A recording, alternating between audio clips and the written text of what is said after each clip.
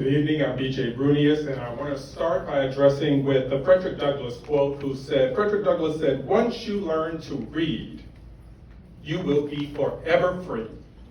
Once you learn to read, you will be forever free. You see, because almost 200 years ago, Frederick Douglass knew that the very bedrock of American freedom came through literacy.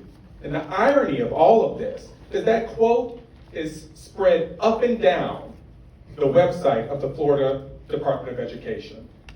And what's good about all this is that I actually went to look up the Department of Education's website when it pertains to English and language arts.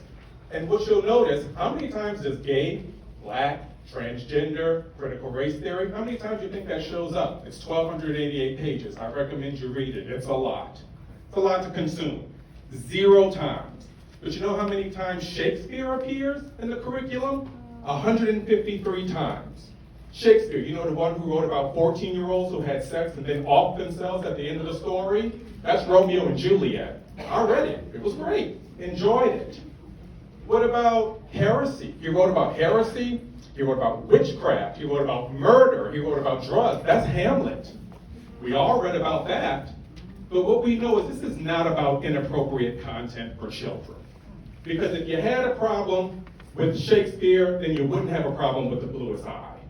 If you don't have a problem with Hamlet, then you won't have a problem with New Kid. This is about dividing us, dividing the community, turning us against each other so that we're fighting while you all are making decisions on our behalf. But we're going to say no more. We're no longer going to allow these decisions to divide our communities, turning parents against teachers, turning parents against school board members, all for what? What's the end game here? And so what we're going to say is we're not falling for it anymore.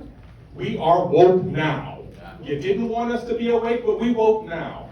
And so we are now going to pay attention to everything that is done in our name. And I'll close with this. There are several people who want to use culture issues to divide us against our neighbors. My warning to you would be that incessant need to divide us will be the very root of your political demise.